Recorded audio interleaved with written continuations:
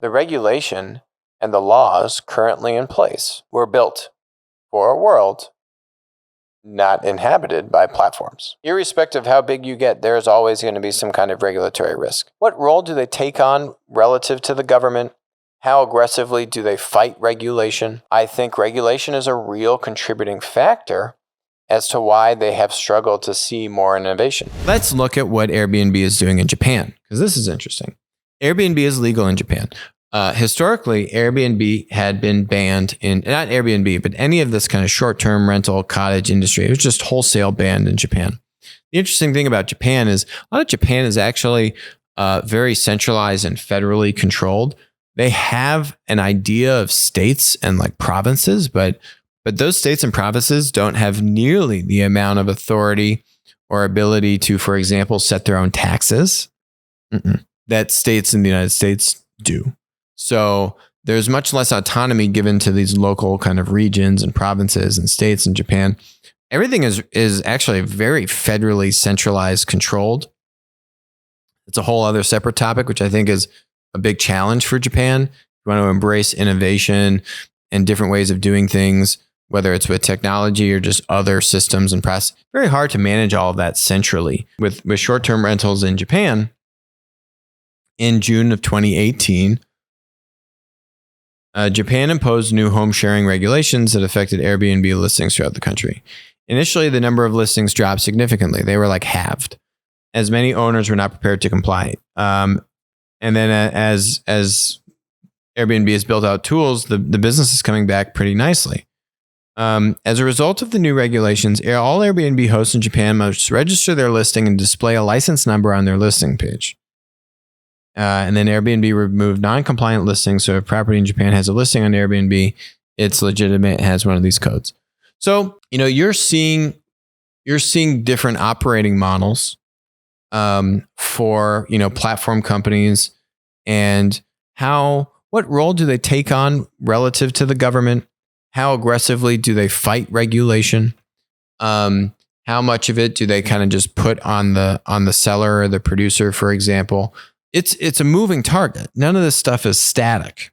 We're seeing right now Uber and Lyft in California, AB5, prompting to leave the state. So it's a constant battle. And if you take a giant step back and you think about it, the regulation and the laws currently in place were built for a world not inhabited by platforms. Right? Literally, platform businesses did not exist 30 years ago. Nope. Microsoft really being the first platform tech monopoly. There's other businesses like we talk about AT&T and Ma Bell in the book that have network effects. There's other businesses that have had network effects. But really having demand and supply, consumer producer, this two-sided relationship, facilitating exchange, really Microsoft. The first one that really hit that scale.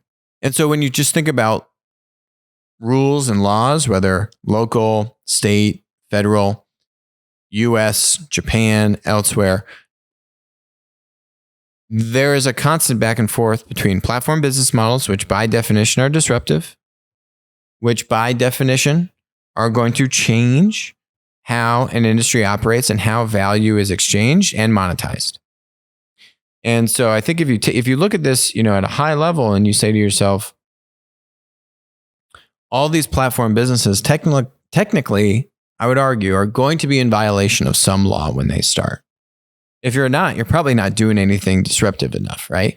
These laws have been written decades and decades ago, and they were written, a lot of them influenced by lobbyists and, by big business that had a linear business model, right? So you got a big business with lobbyists, and this is how their business operates in a linear fashion. So the laws are going to be put into place with that linear business model in mind, which means that when you have a new business model, the platform business model come along, it changes a lot of that.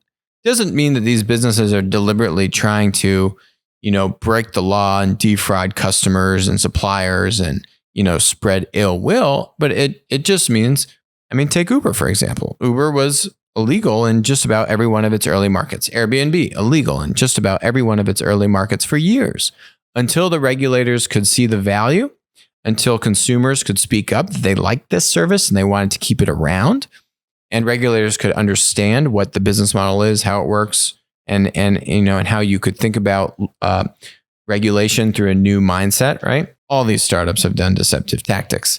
Whether or not those deceptive tactics are viewed very negatively, or how much media attention is given to them is a byproduct of a few things, but one, namely, how much breakout scale and velocity can you get, where now you can clean up a lot of these tactics that helped you kind of play that chicken and egg game initially. And then, and as regulation matures and your business operations mature, now you can kind of operate in code and without any of these, or at least with less regulatory risk. As we are still seeing, though, irrespective of how big you get, there's always going to be some kind of regulatory risk. Whether it's you've gotten so big now you have antitrust regulatory risk at one end of the spectrum, or you have these AB5 law things going on with gig economy workers in California, or you have now Chinese tech companies coming into the U.S. and having regulation there. So there's a whole spectrum of regulation for a lot of these U.S. tech companies. They are able to get a competitive advantage in the United States. All things being said, everything that I just spoke about in terms of regulation, you compare the United States regulatory environment versus, let's say, Europe. Let's say India, even. India's put in, a number of kind of protectionist rules around what foreign platform companies can do or cannot do. They did this to Walmart and Flipkart. When Walmart bought Flipkart, kind of like a Jet.com in India, India put regulation around what a foreign-owned marketplace can do in terms of being a marketplace versus being a linear reseller.